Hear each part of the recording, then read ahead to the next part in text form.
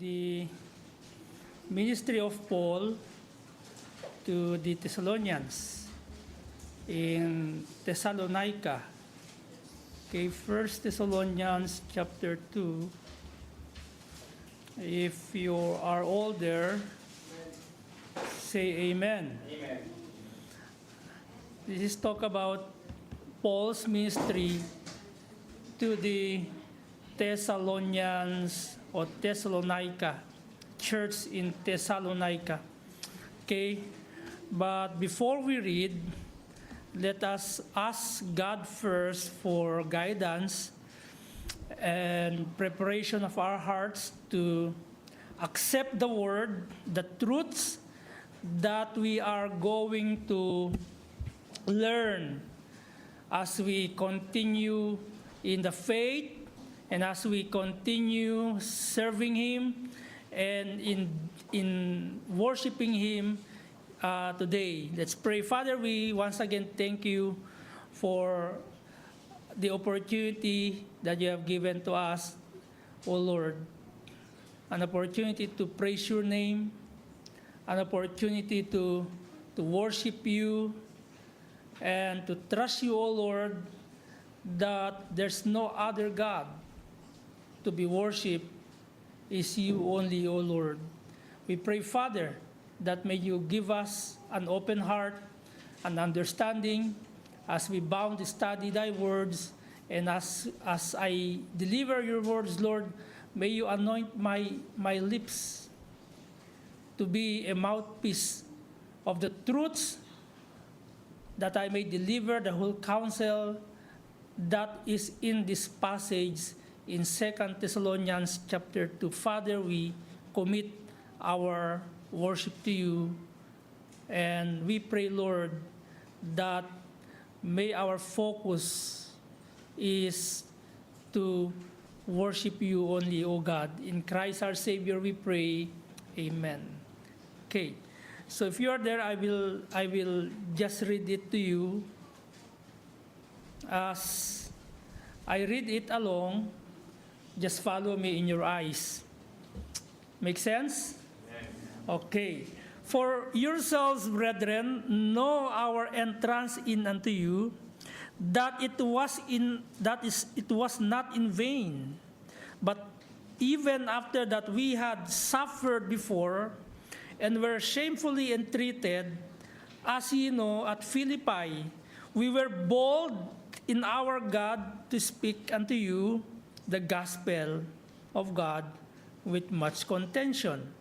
For our exhortation was not of deceit, nor uncleanness, nor guile, but as we were allowed of God to be put in trust with the gospel, even so we speak, not as pleasing men, but God which trieth our hearts.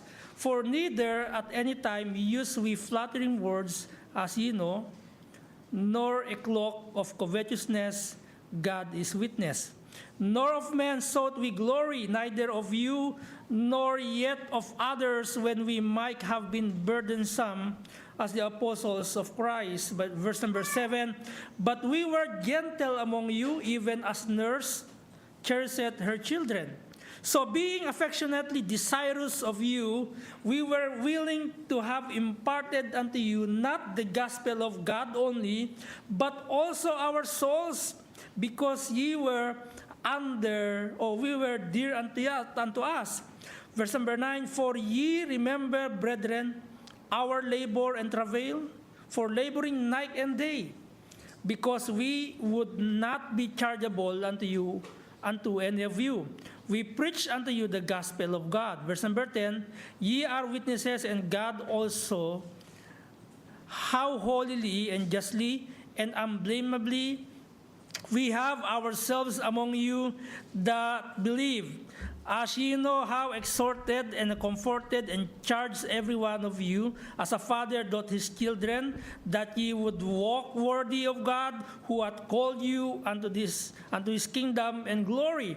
For this cause also that thank we God without ceasing, Because when ye were received the word of God, which ye have heard us, ye receive it not as the word of man, but it is in truth the word of God, which effectually worketh also in you that believe. For ye, brethren, became followers of the churches of God, which is in Judea, are in Christ Jesus. For ye also suffered like things of your own countrymen, even as they have of the Jews, who both killed the Lord Jesus and their own prophets, and have persecuted us, and they please not God, and are not contrary to all men. Verse 16, forbidding us to speak to the Gentiles, that they might be saved, to fill up their sins always. For the wrath is come upon them to the uttermost. But we, brethren, being taken for you for a short time in presence, not in heart, and devoured the more abundantly to see you face with great desire. Wherefore we would have come unto you, even I, Paul, once and again, but Satan hindered us. Verse 19, for what is our hope, or joy, or crown of rejoicing? Are not even ye in the presence of our Lord Jesus Christ at his coming? For ye are our glory and joy.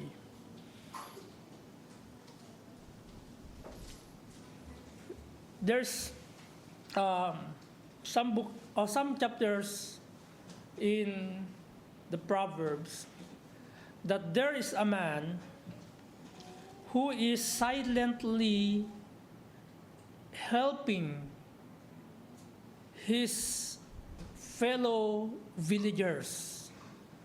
And this man is an unknown man. But he did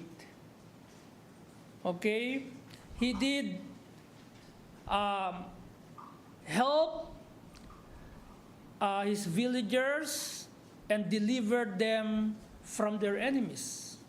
While those nobles, those who are princes, kings, and all those who are prominent people, those wise, those knowledgeable, those are in power, they cannot deliver their own people. But these unrecognizable people have done delivering his fellow villagers. But he did not ask for a recognition for himself. While we waiting for the return of the resurrected Lord Jesus Christ, we must to continue in our faith through our service. We are on the progress of sanctification. In the word sanctification, there are three aspects. There are past, present, and the future. First aspect is that we are delivered from the penalty of sin. Tayo ay iniligtas doon sa pagpaparusa sa kasalanan, which is when you, me, heard God's words, the gospel that we receive, that we are to be saved from the damnation. We are to be saved from the wrath to come, or from the wrath of God. That is because of our sin, and that is our past. The second aspect is that, or we call it justification. We have been declared righteous. This is we use yung court terms sa korte, okay, that we are justified, though we are sinners. And in our present time, or in presence, deliverance from the power of sin. That is called sanctification.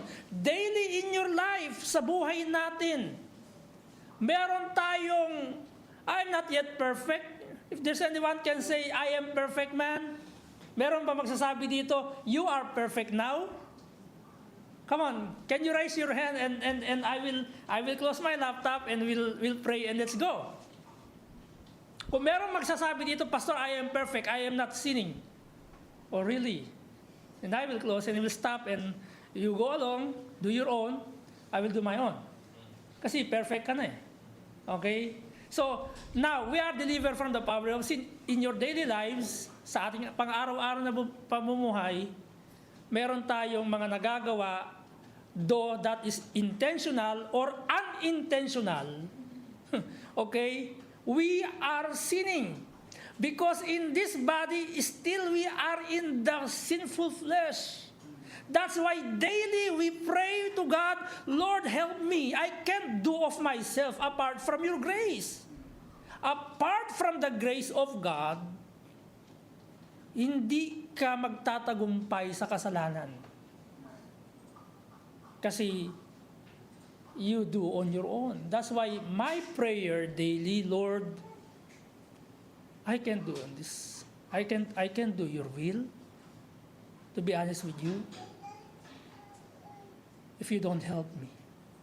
That's why I really beg God daily, Lord, help me. Kasi kung sarili ko lang, I can deliver from the power of sin. Kasi paulit-ulit na lang 'yon. Daily hindi mo makakalimutan yung sarili mo at gagawin mo yung gusto mo, hindi yung gusto ng Diyos sa buhay mo. Okay, that is deliverance from the power of sin. We call it sanctification. Yung una, we are justified. Pangalawa, we are sanctified. And in the future event, we call it deliverance from the presence of sin. Sa presensya ng kasalanan, we call it glorification. And this body, I praise the Lord. Sino nag-enroll dito sa Bible Doctrine 3? Di ba merong assignment o fun time ba yun, sabi ni Dr. Andrew Minick, na we should to give at least a minute to give thanks to the Lord for the gift of the Spirit. And the Spirit gives lives. Yung Espiritu ng Diyos ay nagbibigay ng buhay. At isa doon yung future events na magaganap. Ano yun? Bubuhayin itong katawan na ito. I'm going to die. You are going to die. At the end of the day, this corrupt body will become an incorruptible at the end of the day.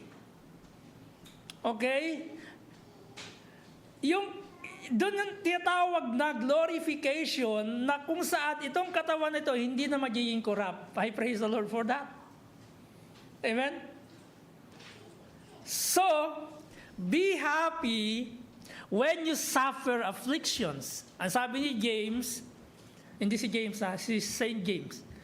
James chapter 1, verse 2. Baka sabihin ni James, Pastor, pati ako nadadamay. Hindi, si Saint James. Okay, my brethren, count it all joy when ye fall into diverse temptations. Hindi niya tinutukoy yung temptations dito, yung na-tempt ka sa sa babaeng o kaya na-tempt ka magnakaw. Yung tinutukoy ni Apostle James dito, pagsubok.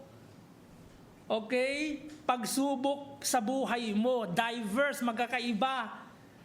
Maaaring isang Kristiyano tayo, magkakaiba yung mga pinagdadaanan natin. Okay? Knowing this, ang sabi niya, that the trying of your faith worketh patience.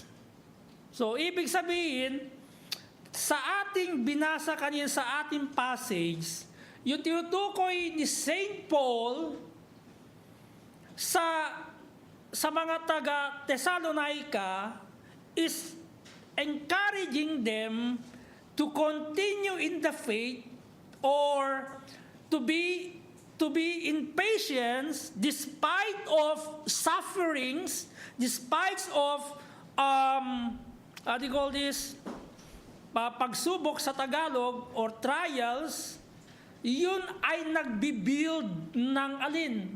Pagpapasensya. Nagtuturo sa atin na tayo ay mapagpasensya. Are you with me?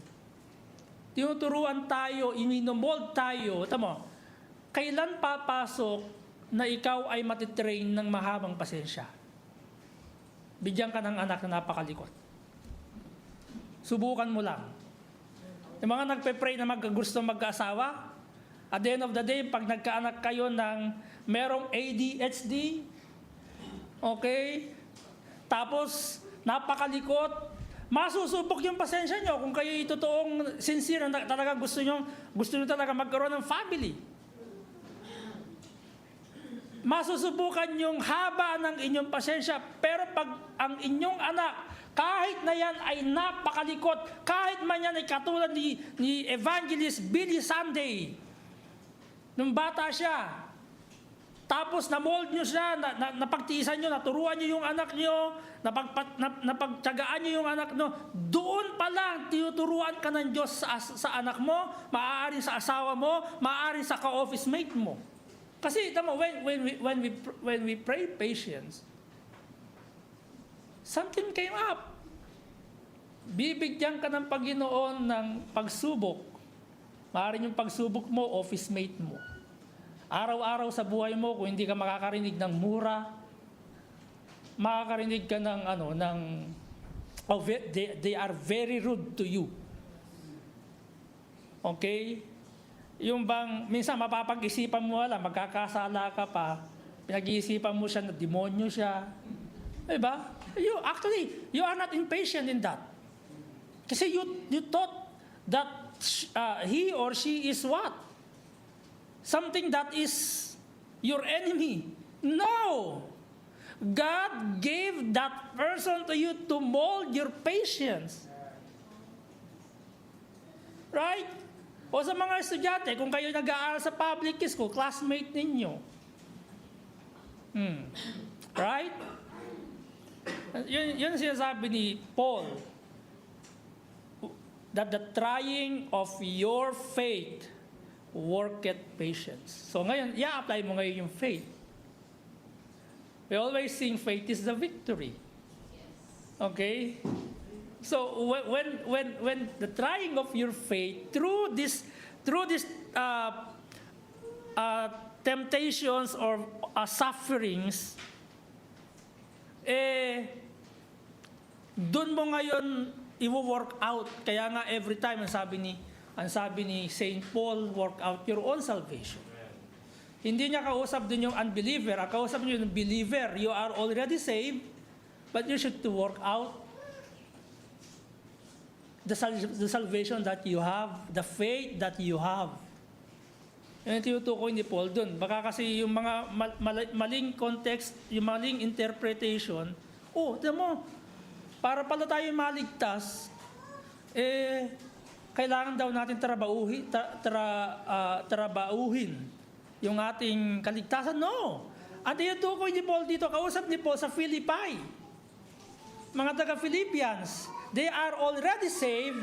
What they are going to do, the encouragement of Paul is that, boy, you should to work out the faith. The same ang sabi ni Peter, ni James, that the trying of your faith worketh patience. Correct? 1 Peter chapter 1 verse 7, that the trial of your faith, being much more precious than of gold that perisheth, though, ang sabi ni Saint Peter, 1 Peter chapter 1 verse 7, though it be tried with fire. O kailan nasusubok yung kailan napapakinang yung gold? Kailan? Sige, let me say, I will give you the first process of why gold, when gold came up. From nothing. From what do you call this? From Lupa. O binimina, bato, ginagrind nila yon, lalabas yung mga sulfur, lahat pa i-separate nila. Saan siya magdadaan? Sa apoy. Para makita yung kinang ng gold through fire. Wala pa yung molding dun, ha? To mold to become as ring. Wala pa yun. Dadaan pa rin ito sa apoy. Nakikita niyo na, siguro naman, to be honest with you, ako, minsan, nag-check ako sa Facebook, minsan nakikita ko yung paggawa ng gold. May mga nagmo-mold ng mga metal, mga stainless. Nakikita ko kung paano nila nagagawa yung knife, dumadaan yun sa ilang Fahrenheit ilang degrees na init para lang ma-mold yung gold. And it becomes a beautiful ring that the husband and wife wearing. Diba? So, ganun yung faith natin. Nasusubok yan. Kaya nga, ang encourage dito ni Paul sa Thessalonica is continue in the faith. Magpatuloy ka despite of many sufferings, despite of your decaying bodies on the progress. Lahat naman tayo napapagod. Okay? Lahat kayo may pagod, may sakit. Lalo na ngayon, tag-init. Ang daming sakit. Sakit sa ulo. Ang pinakahuli dito, sakit sa bulsa. Okay? Sumasakit yung ulo mo, sumasakit pa yung bulsa mo. Anyway, ang daming sakit. Ano yun, di ba? Meaning that this body is corruptible. And therefore, ang tinutukoy ni Pablo dito, just continue on your faith in the faith. Continue trusting God, continue praising Him, continue worshiping Him, and continue serving Him. That the trial of your faith being much more precious than of gold that perisheth, though it be tried with fire, might be found unto the praise and honor and glory at the appearing of Christ. Doon yun, doon makikita, wow, what a faith.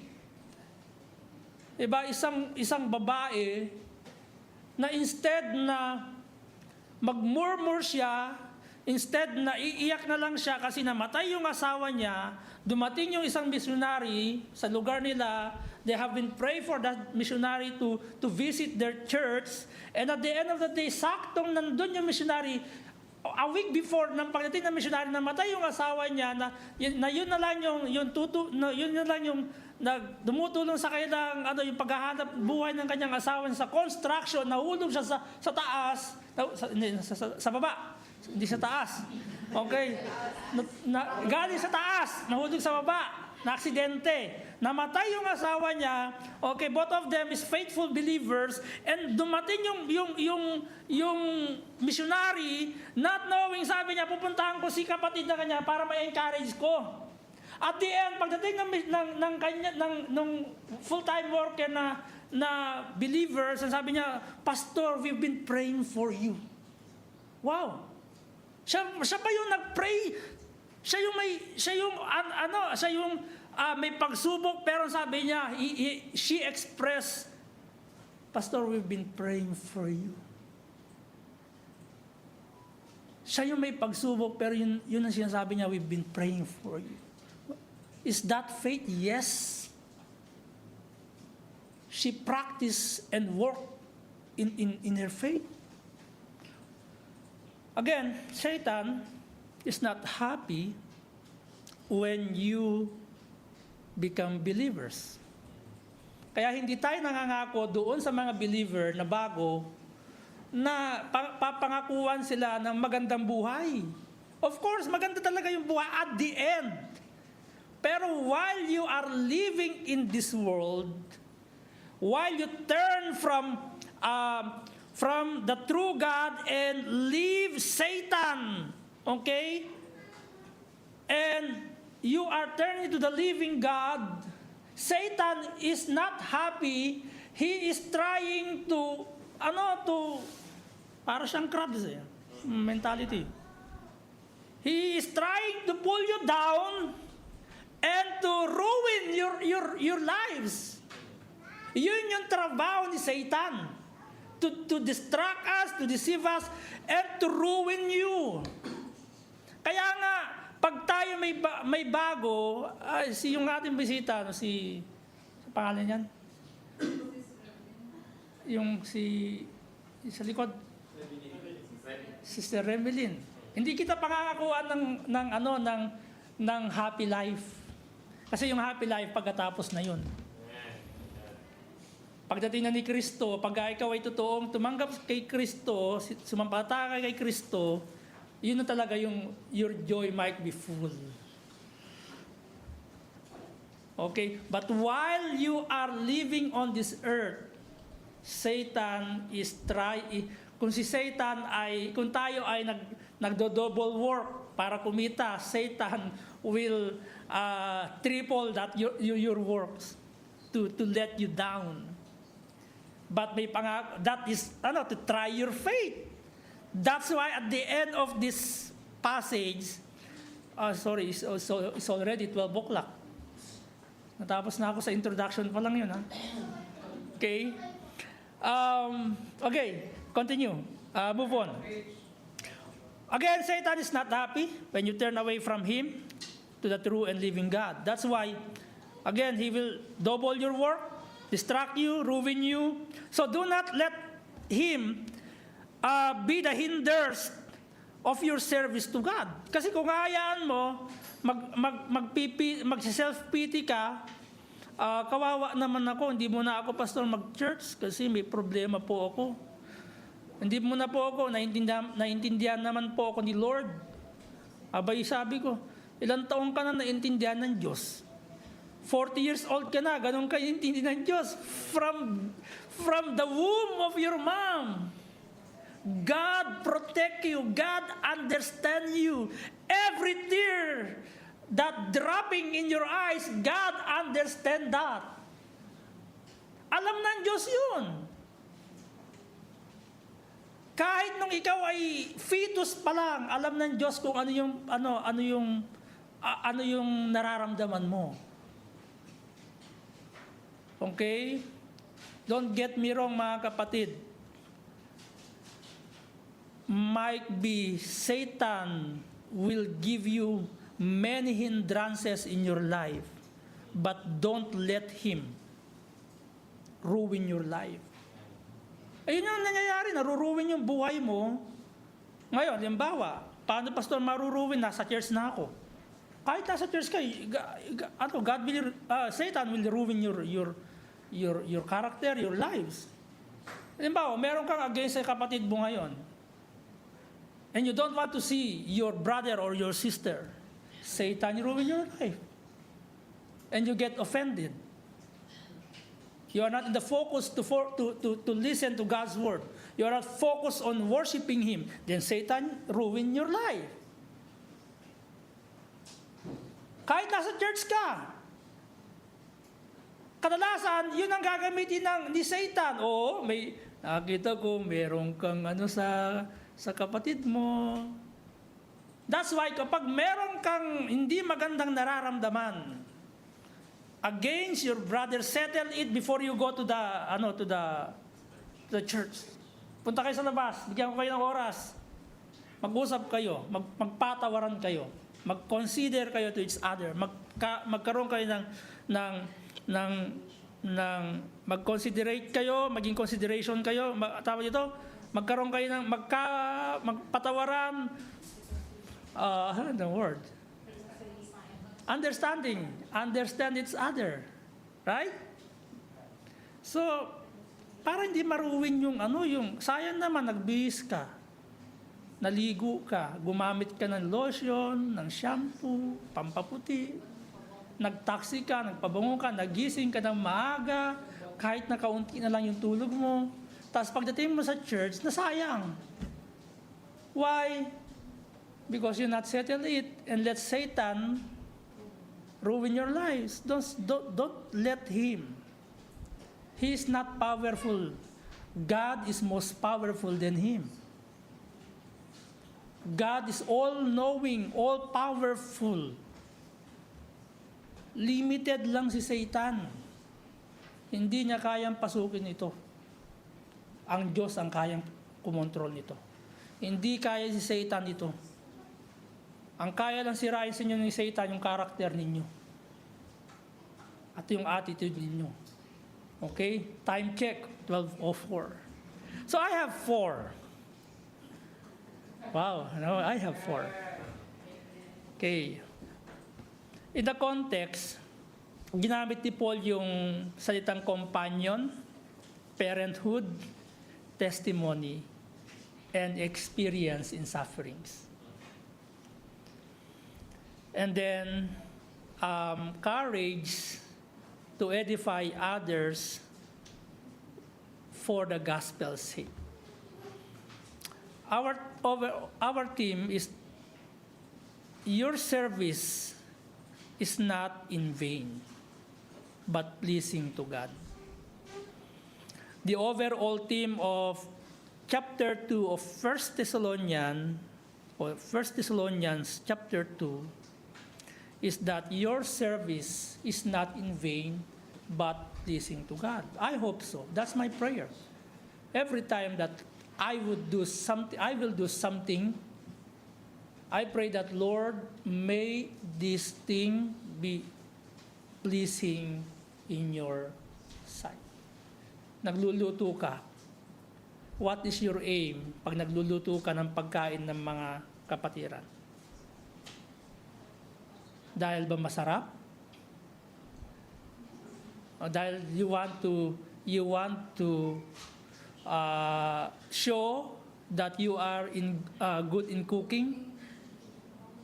No, that is actually a talent that can be or can become a spiritual service or spiritual gifts that you can use for the ministry of service.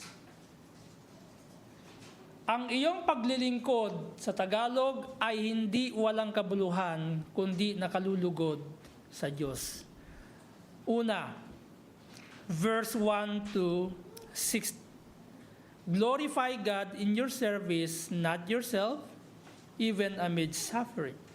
Luwalhatiin ang Diyos na sa iyong paglilingkod, hindi ang iyong sarili, kahit sa gitna ng pagdurusa. Bakit po, Pastor? Bakit po kailangan nating i-glorify ang Diyos sa ating paglilingkod, hindi yung sarili natin, kahit sa gitna ng pagsubok? Kasi tamo, sometimes we came up in the idea na, uy, kawawa naman ako. So it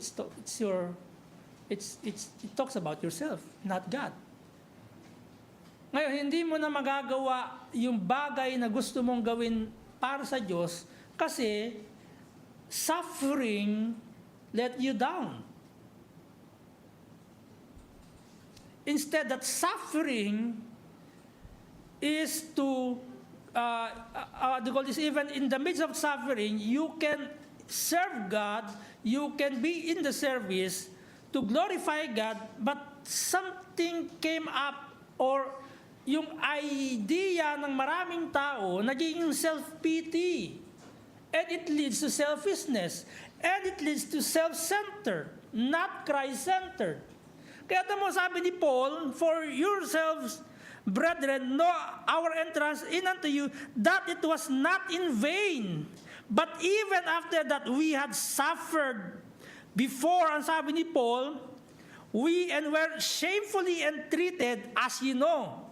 At Philippi, we were bold in our God to speak unto you the gospel of God with much contention. For our exhortation was not deceit, nor uncleanness, nor in guile, but as we were allowed of God to be put in trust with the gospel, even so we speak not as pleasing men, but God which trieth our hearts. Verse 5 and 6. Okay, hindi ko po tatapusin to. Okay? For neither at any time use we flattering words, as you know, nor a cloak of covetousness, God is witness, nor of men sought we glory, neither of you, nor yet of others, when we might have been burdensome as the apostles of Christ. See, bakit kailangan natin? Kasi si Paul, kinakwento niya yung kanyang experience. We are shamefully entreated. Pero hindi yun ang naging dahilan ni Paul na huminto na Paul and companions, okay, na huminto na maglingkod. At ang pinag-uusapan dito, the service that Paul talked about is that the service of the gospel ministry. We are not yet in the things that we will andun pa lang sa gospel ministry. And now, I will tell you, if there's anyone here na binato na ba kayo while you are sharing the gospel? No. Not yet, right? Sinabihan na ba kayo na, if you do that, I will bring you to jail. Nakarinig na ba kayo ng ganon? Not yet, right? Meron na ba sa inyo na kinaladkad? Oh, that's not good. Ay, kinaladkad kayo, and then they bring you into the jail and accuse you that you are doing business for the religions you have? No.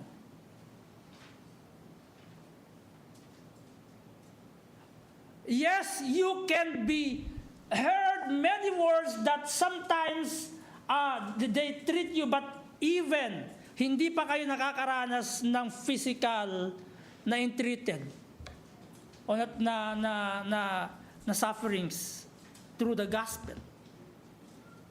Ito sinasabi ni Paul, this is an encouragement. If you are faithful to God, this is the encouragement of Paul. Kaya sabi niya, alam niyo yung nangyari sa amin. Pero, ang sabi ni Paul, despite of afflictions, our motivation in our service is not glorifying. Hindi sa sarili mo. Pag ang isang Kristiyano, ang gusto lang niya mag-preach, or ang gusto lang niya ay tinatawag na yung bang ang gusto niya ay ma-recognize siya, I think there is a problem on that. You are taking the credit on yourself. Again,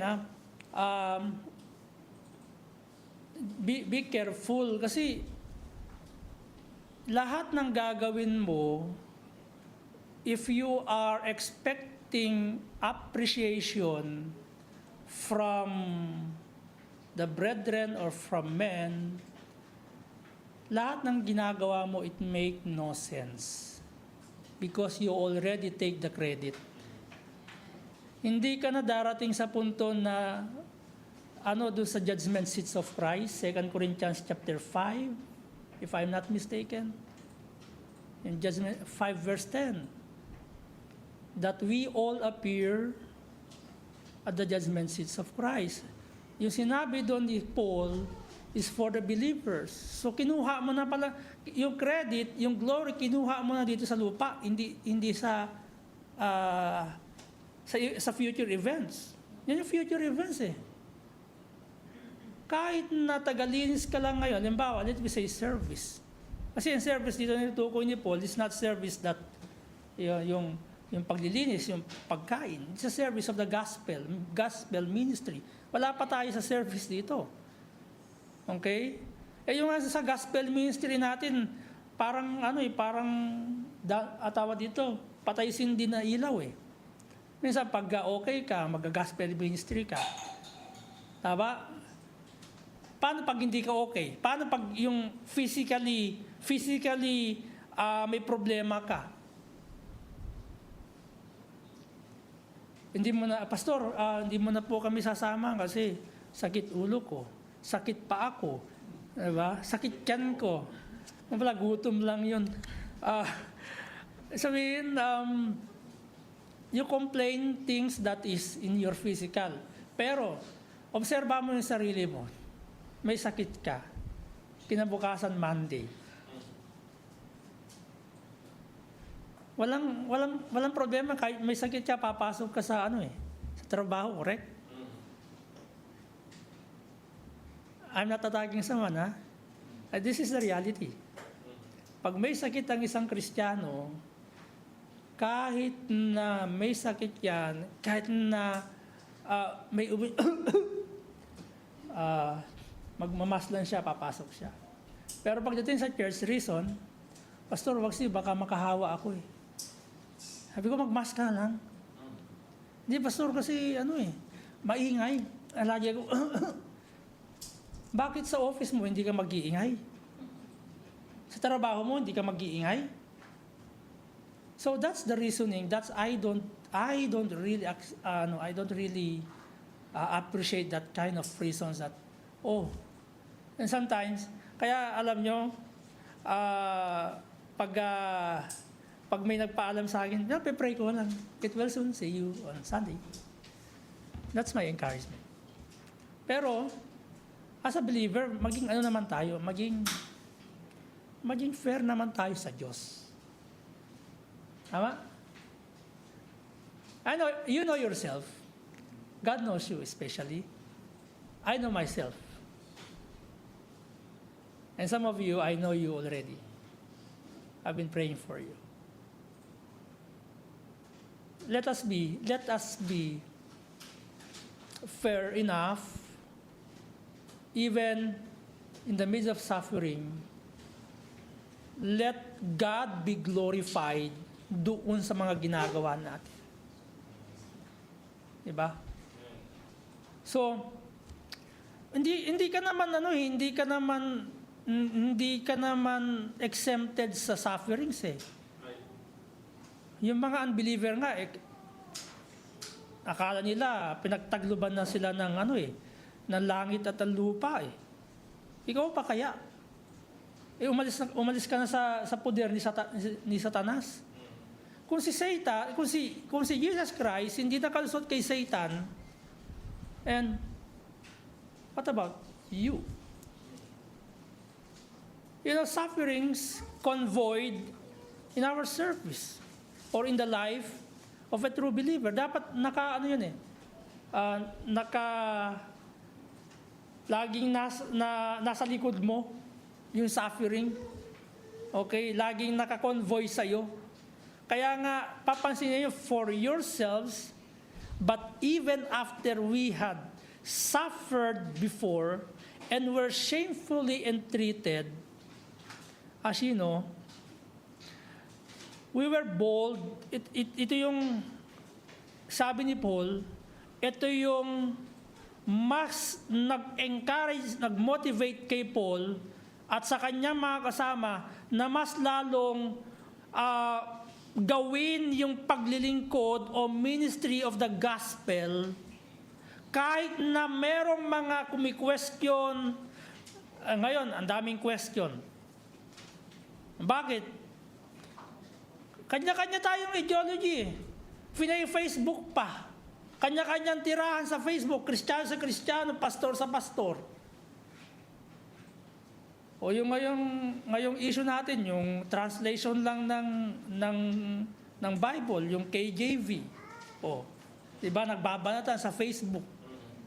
Bakit hindi na lang puntahan, pastor, gusto kong marinig yung sinabi mo.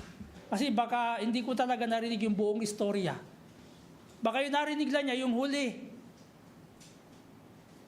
Yung pala, naipaliwanag na yung una, yung introduction niya. Okay? So even in much contention, mga kapatid, our aim, our motivation is that we must be or continually speak the Word of God. Ngayon naman, kasi ito mo, pag may problema ang isang tao, pag ang tao ay may sufferings, they stop this. Obserbahan mo sarili mo. Pag may sakit ka, hindi ka magbabasa ng Bible, tinatamad ka. I'll give you one. I will end on this. Actually, this is a public confession to you.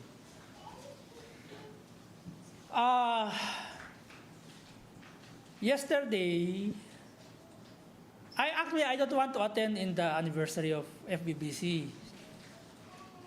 I don't want. Kasi, sino kaya speaker nila? Baka mamaya, you know my stand. Baka mamaya, puro out of context lang yung ipipreach. And that's another thing. And then, second thing is that I want to prepare my message for Sunday kasi I don't want to preach here unprepared. I don't want to see Google. I don't want to see any references from, I don't want. I want the message come from the Holy Spirit that leads me to this message. So sabi ko, I don't have time. Tapos, Friday, Saturday, wala akong tulog. Kasi after ng Bible study, inaantok na ako, kumain ako ng maraming grapes. Bumili kasi ng grapes. Di matamis. Yung una, tinikman ko lang. Matamis ba? Matamis. Pangalawa. Abay, dumami. Mamaya-maya, ihi ako ng ihi. Wala pa. Tapos, matutulog na kami. Hindi na ako nakatulog. Mamaya-maya, ihi ako. Nai-istorbo ko. Wala na akong tulog. Sabi ko, wala akong tulog. Magpiprepare ako mamaya. So, sabi ko, I decided not to, while I'm eating, or while in the morning, habang ako ay nagpe-pray, I confess to God. Sabi ko, Lord, actually, I don't want to go to anniversary. I have something in my plates or in my mind. And sabi ko, kumakain kami, nagluto ako eh. Kasi gusto ko kasi pagluto yung asawa ko every Saturday. Kaming family, kakain kami. Sa kusina lang, kahit hindi sa labas. Sa labas lang ng kwarto namin. Sa kusina lang, kaming apat. Eh sabi ko, tulog pa si Dayansa kasi hayaan mo muna kasi baka puyat din sila eh. Si Coles tulog din, kaming apat na lang. Family. Sabi ko, punta tayo sa anniversary. Nag-decide ako on myself. And when I went there, this is to be honest with you, when the preacher or the pastor preached the word of God, wow, I am rebuked. And I am refreshed by the word of God. Sabi ko, what a blessing. Kaya tama ka ako yung decision ko na pumunta dito. I enjoyed the word of God. Even yung preaching, sa kanila ay napakahaba. Alam nyo bang umabot ng yung preaching? 1.5 hours. But I enjoyed. Actually, parang nakulangan ako. Because, alam mo, dun papasok yung grace ng Panginoon. I can do of myself. That's why every time I need to kill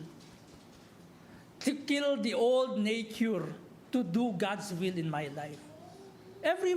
Lahat tayo may kahinaan. I decided already not to come. Sabi ko, I don't care. I will not go.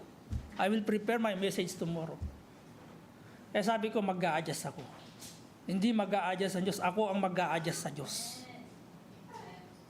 Sabi ko, actually, I have already my message. It's already prepared. Pero gusto ko kasing well-prepared siya. It's not perfect. My English is maybe not like your English. Hindi ako fluent. Hindi yung sabihin, yung mga phrase ko iba sa kinagisnan nyo. Sa paggawa ng sentences, sa grammar. Okay? But I tried my very best to prepare to you that is not corrupt words. That is fully based on the King James Bible or the Bible, the common language that we have. the Word of God. I've been suffered. Actually, alam niyo kung sino yung kalaban niyo? Sarili mo. Sarili mo yung kalaban mo. Actually, hindi mo kalaban si Satan. Sarili mo yung kalaban mo ngayon. Bakit? Araw-araw sa buhay mo, sinong inuuna mo? Tell me. Araw-araw sa buhay mo, sino yung pinag-i-spendan mo ng time? Sarili mo. Diba? Hindi ba lust of the eye yung maghapon na hawak mo pa rin yung mobile mo? Luwa na yung mata mo eh. Si Paul, lumuluwa yung mata niya sa pagsusulat ng epistle. Yung nga nakaupo ko I've been now, it's my 3 years sa Bible school. Kaya nga, binawasan ko yung subject ko kasi nga, sabi ko, saka na lang ako mag-masteral, saka mag-doctorate pagka, unti-unti, kahit magtagal ako sa seminary. Kasi, pag umupo ako sa laptop, nakaharap ako sa pag-aaral, yung mata ko parang lumuluwa din. How much more, maghapon ka na, nakahiga ka pa, madilim pa. Okay? Again, yung ating affliction ngayon, I want to be honest with you, hindi pa ito galing sa labas. Galing pa lang dito. Sarili mo pa lang yon. Wala pa Remelin na nagsasabi sa iyo, pag pumunta ka dyan sa Christian Baptist Church na yan, ite-terminate kita ha. Okay? O sino man sa inyo nakarinig ng ganun? Ako, nakarinig na kasi ako ng ganun. Ako, nasaktan na ako ng pangalawang amo ko dati because of attending church. Sinikmuraan ako nun. Malaking tao, Egyptian. O di, hinayaan ko siya. At the end of the day, tinanggal siya ng Panginoon. Bakit? Meron siyang ginagawang mali. Tinerminate siya. Tinanggal siya ng company. Okay? Kasi hindi naman bulag ang Diyos kung tama ito eh. Okay?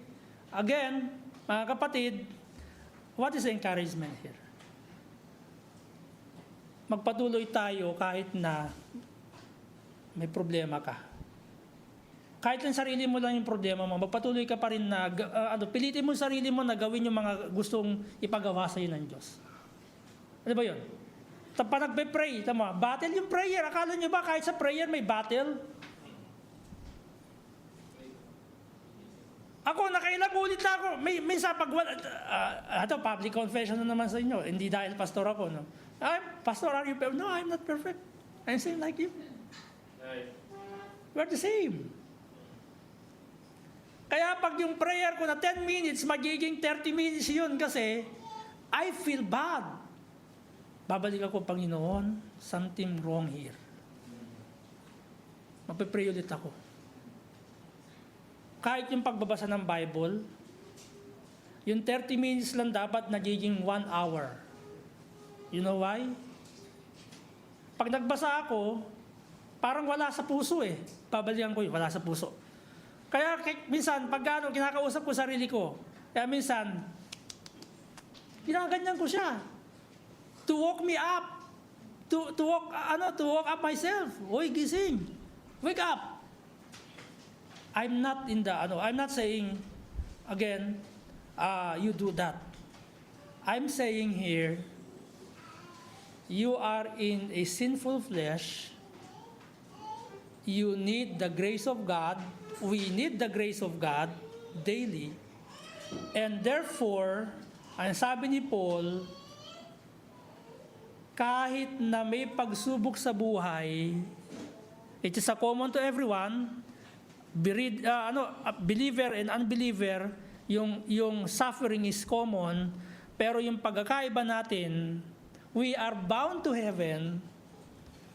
If you are a true believer, you are bound to heaven, and the glorification and the eternal life is waiting to you, and those unbeliever that is suffering right now, the suffering they will suffer is 7 times or much more than that. Kasi daily yun sa buhay nila. Ngayon tayo lang dito, nagsasuffer lang tayo in temporary time. But at the end of the day, kapag nagpatuloy tayo, mga kapatid, yung eternal life is waiting for you. And might be, kung ikaw ay haharap sa Diyos, ang sasabihin sa'yo ng Panginoon, pag nagpatuloy ka ngayon, sabihin mo, marinig mo yung, did you remember yung mga parables or the talents o yung 10 minas or ano pa ba yun? Yung well done, thou good and faithful servant. Diba napakasarap yun na mapakinggan mo, oh well done, thou good and faithful servant. Paano ba mag-welcome ng faithful servant? Ano yung expression ng pag-welcome? Napakasaya, di ba? It's a glorious. Kapag ikaw naman, sinabihan ng ganun, yes! Sabi ng anak ko, yes, Daddy, time. Thank you very much for reminding me. Okay. Right? Di ba pag tinawag yung pangalan mo, pagka nagbigayan na ng incentive, o kaya ng bonus, o kaya ng increase, o kaya ng promotion, pag natanggap mo envelope, at nakita mo, Sandro Emprese, you are promoted to become a senior or executive director. Oh, di ba? Anong expression, ano yung expression mo pag narinig mo?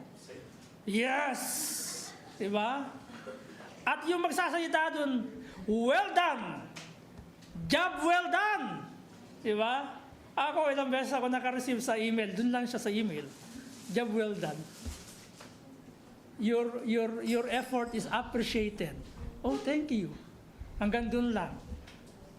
Pero ayaw ko kasi mag-promote. Ako na yung mayo ng promotion. Ayaw ko ng promotion. You know why?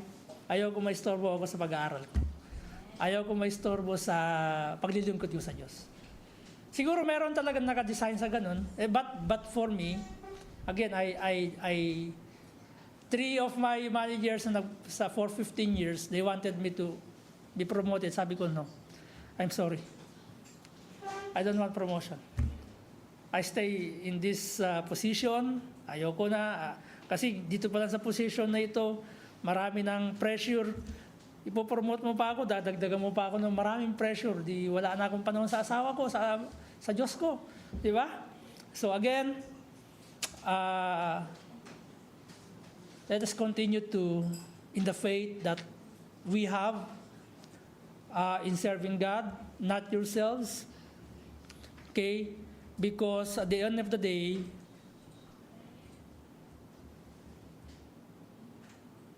God is rewarding you for your service. Tayo pong lahat ay tumayo. At tayo po ay umawit. Let's pray first. Father, we thank you for the message you have brought us this morning. Though I don't want to give more time because I want, Lord, that the message or the truths that Paul want us to know ay mag-inculcate, hindi mag-overflow, masayang, kundi mag-inculcate, Panginoon, sa puso namin. At ia-apply po namin ng practical sa buhay po namin. Kasi marami po nagtuturo, o Diyos, na kapag ka ikaw ay naging Kristiyano, gagaan ang buhay mo. Taliwas po sa sinasabi ng Bible. Kapag ka ikaw ay nanampalataya kay Kristo, kung ano yung naranasan ni Kristo, mararanasan ng bawat isa. Hindi man sa realidad na ipapako kami, pero yung sufferings na pinagdaanan ni Kristo ay pagdadaanan ng bawat isa. Pero yung sufferings na yun, Panginoon, ay temporary lang. Kasi yung ipinangako mo sa amin na buhay na walang hanggan ay kakamtan namin pag wala na po kami dito sa lupa. At kapag bumalik na ang Panginoong Jesucristo. Kaya po, Panginoon, ang pasasalamat po namin, kayo ay Diyos na mabiyaya, Diyos na kung saan ay patuloy na nagtatapat sa amin. Maari pong kami ay maraming pagkukulang. Pagkukulang sa pananalangin, pagkukulang sa pagbabasa ng iyong salita, pagkukulang sa ministry ng ebanghelyo na hindi po namin nagagawang magbahagi. Pagkukulang sa pag-a-attend ng church, pagkukulang sa aming pagbabalik ng ikapu, sa aming mga handog na pagpupuri sa iyo, pagkukulang ng pagtitiwala sa iyo. Pero nagpapasalamat po kami at nagpupuri. You are a long-suffering God, a compassionate God, a merciful and a gracious God. O Father, be magnified in our midst. In Christ our Savior we pray. Amen. Manatili po tayo nakatayo at tayo po ay umawit na isang awitin and then benediction. So as we remain standing, we will be singing a psalm. Psalm 67, all the verses of Psalm 67, verses 1 to 7, we will be singing it to the tune of Come Thou Fount of Every Blessing. And this text shows us that, kasi kanina pinag-aaralan natin is 1 Thessalonians chapter 2. And makikita natin doon na dapat we should live like Christ and we should shine, or that the world will know us through Christ's work. Awitin po natin Psalm 67. We will sing 2 stanzas to the tune of Come Thou Fount of Every Blessing. We'll sing it a cappella po as much as possible. For those who could do parts, let us sing this prayer and doxology with parts. God be merciful and bless us, shine upon us with your face, that the earth may know your actions, and all lands your saving grace. O God, may the peoples praise you, may all people sing your praise, for you judge the nations justly, ruling over every race. May they sing with joy and gladness, may they all rejoice as one. O God, may the peoples praise you as they all unite in song.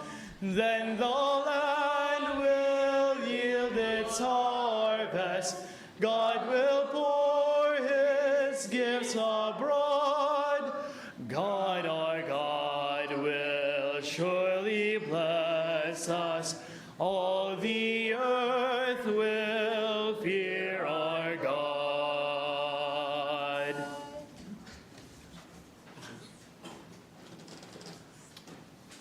Let's bow our heads and I'll give my benediction. The Lord bless thee and keep thee. The Lord will make his shine upon thee, and gracious unto thee. The Lord lift up his countenance upon thee, and give thee peace.